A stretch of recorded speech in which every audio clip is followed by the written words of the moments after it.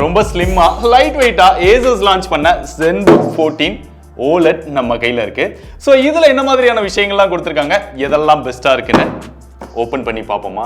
Already நமக்கு open பண்ண box தான் அனுப்பியிருந்தாங்க. பாக்ஸ்க்குள்ள வழக்கமா இருக்கிற 3 விஷயங்கள் தான் இருந்தது. ஒன்னு லேப்டாப், அதுக்கான சார்ஜர், அதுக்கான சில பேப்பர் ஒர்க்ஸ், அவ்வளவுதான். லேப்டாப்ல டெய்லி ஆக்டிவிட்டீஸ் எங்க போனாலும் தூக்கிட்டு போறது, அப்புறம் மல்டி டாஸ்கிங் இதெல்லாம் பண்றவங்களுக்கான லேப்டாப் தான் இது. அதனால ஸ்கிப் பண்ணாம பாருங்க. ஃபர்ஸ்ட் இதுல ஹைலைட்டே இதோட வெயிட் தான். இதோட வெயிட் வந்து வெறும் 1.2 கிலோகிராம் தான். ஸோ அவ்வளோ வெயிட்லெஸ்ஸா இதை டிசைன் பண்ணியிருக்காங்க. இதோட திக்னஸ்மே 14.9 mm தான் இருக்கு. ஸோ ரொம்ப ஸ்லிம்மா ரொம்ப வெயிட்லெஸ்ஸா இருக்குது. இதை ஓப்பன் பண்ணும்போதும் சிங்கிள் ஃபிங்கர்ல ரொம்ப ஈஸியா ஓப்பன் பண்ணிட முடியுது.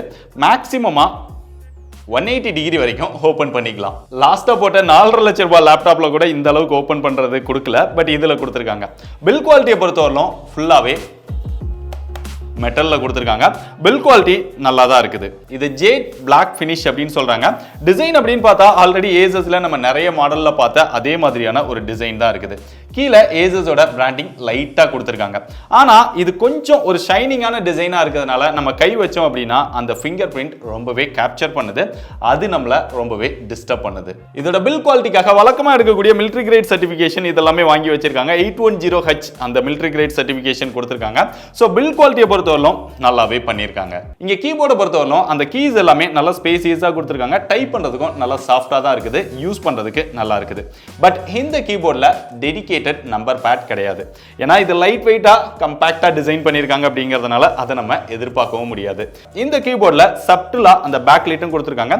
கீழே கொஞ்சம் பெரிய ட்ராக் பேட் வந்து கொடுத்திருக்காங்க. அது யூஸ் பண்றதுக்கு நல்லா இருக்குது. பெஸ்டாவே ஒர்க் பண்ணுது. ஜெஸ்டர் சப்போர்ட்டும் கொடுத்திருக்காங்க. போர்ட்ஸ் அப்படின்னு பார்த்தா லெஃப்ட் சைடுல ஒரே ஒரு USB போர்ட் மட்டும் தான் கொடுத்திருக்காங்க. அது போக வென்ட்ஸ் எல்லாமே லெஃப்ட் சைடு வந்துருது. ரைட் சைடுல வந்தோம் அப்படின்னா இங்க ஒரு HDMI போர்ட் இருக்கு. 3.5 mm ஜாக் இருக்குது. இங்க டைப் C போர்ட் கொடுத்திருக்காங்க தண்டர்போல்ட் சப்போர்ட்டோட. அதுக்கு அப்புறம் இன்னொரு டைப் C போர்ட் வருது. இது ரெண்டுலயுமே டிஸ்ப்ளே சப்போர்ட்டும் இருக்கு, சார்ஜிங் சப்போர்ட்டும் இருக்குது. ஆனா இந்த போர்ட்ஸை பொறுத்தவரை ஒரு பெரிய குறையா பார்க்கிறது ஒரே ஒரு USB போர்ட் மட்டும் தான் இருக்கு. அட்லீஸ்ட் ரெண்டாவது கொடுத்திருக்கணும். ஆனா ஒரு நல்ல விஷயம் என்னன்னா பெரும்பாலான போர்ட்ஸை ரைட் சைட்லயே கொடுத்துட்டாங்க. ஆனா ரைட் சைடுல USB போர்ட்டே இல்ல. இது போக இதுல SD கார்டுக்கான ஸ்லாட்டும் கிடையாது. ஆனா நல்ல விஷயம் என்னன்னா 3.5 mm ஜாக் கொடுத்தது. அப்படியே மேல போனா இங்க 1080p கேமரா கொடுத்திருக்காங்க. ஃபுல் HD கேமரா தான். IR கேமராவே கொடுத்திருக்காங்க. அதோட குவாலிட்டி ஓரளவு நல்லாவே இருக்குது. ஓரளவு நீங்க டீசென்டான லைட்டிங்ல இருந்தீங்கன்னா கூட மீட்டிங் இதெல்லாமே அட்டெண்ட் பண்ணிக்க முடியுது. அது போக இங்க ஹைலைட்டா அந்த கேமராவோட பிசிக்கல் ஷட்டர் கொடுத்திருக்காங்க. ஏன்னா கேமரா பொறுத்தவரை நமக்கு தெரியாம யாராவது அக்சஸ் பண்றாங்களோ, ஏதோ ஒரு சாஃப்ட்வேர் நம்ம இன்ஸ்டால் பண்ணது நம்ம கேமரா மூலமா நம்மள பார்த்துட்டு இருக்கோம் அப்படிங்கிற ஒரு பயம் நிறைய பேருக்கு இருக்கும். ஸோ அப்படி இருந்தது அப்படின்னா இந்த பட்டன் மூலமா கேமராவை க்ளோஸ் பண்ணி வச்சுக்கலாம். இங்க IR கேமரா கொடுத்திருக்கனால விண்டோஸோட ஹலோ சப்போர்ட்டும் இருக்கு. அதனால பாஸ்வேர்டே இல்லாம நம்ம சிஸ்டமை ஈஸியா லாகின் பண்ணிக்க முடியும். இதோட ஹைலைட்டே இதோட டிஸ்பிளே தான். இது 14 inch லேப்டாப் அப்படிங்கிறதுனால 14 inch டிஸ்பிளே கொடுத்திருக்காங்க.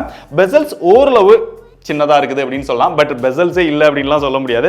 மேல அந்த பாட்டம் இதெல்லாமே கொஞ்சம் அதிகமாக தான் இருக்குது. இந்த டிஸ்பிளே வந்து 3K OLED டிஸ்பிளே கொடுத்திருக்காங்க. 120 Hz ரெஃப்ரெஷ் ரேட்டோட வருது. 100% DCI கலர் கேமர் சப்போர்ட்டும் இருக்கு. இங்க HDR சப்போர்ட்டும் கொடுத்திருக்காங்க.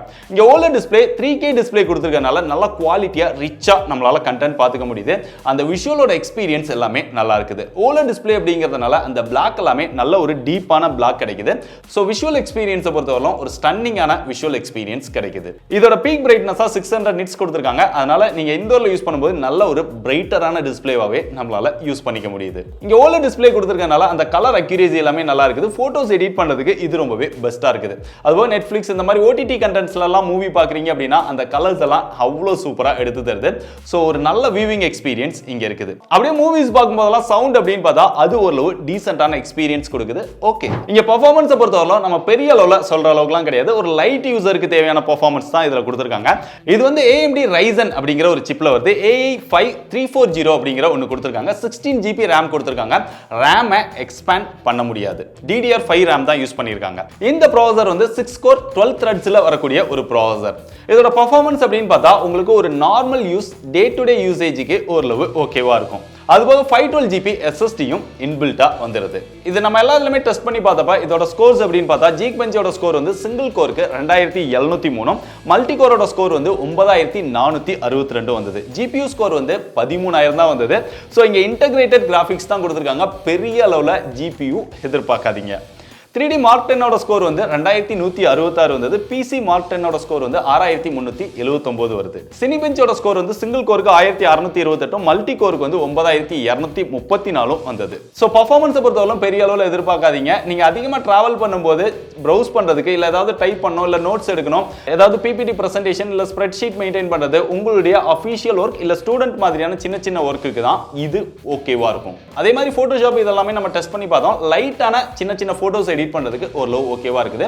வீடியோஸ் இதெல்லாம் எடிட் பண்றீங்க அப்படின்னா சின்ன சின்ன குட்டி குட்டி வீடியோஸ் வந்து உங்களால எடிட் பண்ணிக்க முடியும். அதே மாதிரி சில கேம்ஸ்லாம் டெஸ்ட் பண்ணி பார்த்தோம், ஓரளவு ஓகேவா இருக்கு. பெரிய அளவுல எதிர்பார்ப்பு வைக்க வேண்டாம். பட் இதுல இன்னொரு ஹைலைட்டான விஷயம் என்னன்னா NPU, அதாவது நியூரல் ப்ராசசிங் யூனிட் அப்படின்னு ஒன்று கொடுத்துருக்காங்க.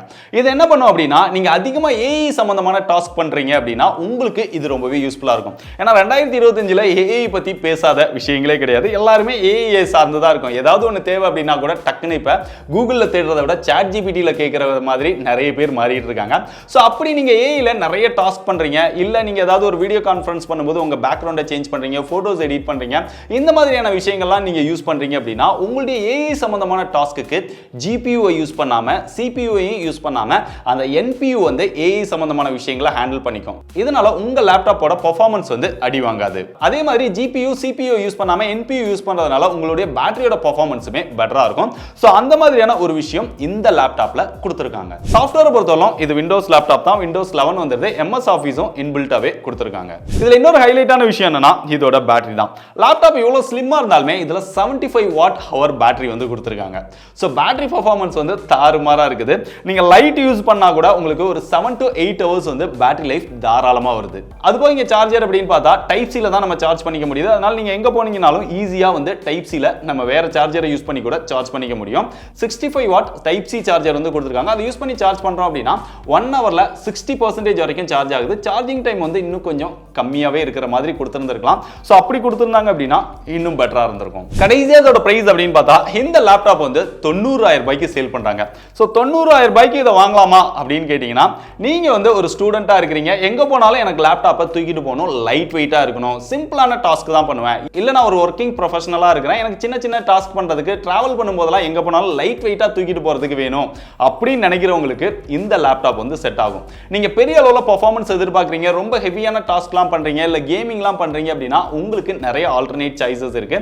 சோ அவங்க இந்த லேப்டாப்பை சூஸ் பண்ண வேண்டாம். சோ நான் சொன்ன விஷயங்கள்லாம் உங்களுக்கு ஓகே அப்படின்னு தோணுச்சுன்னா பெஸ்ட் பை லிங்க் டிஸ்கிரிப்ஷன்ல கொடுத்திருக்கேன், தாராளமா செக் பண்ணி பாருங்க. வரட்டா?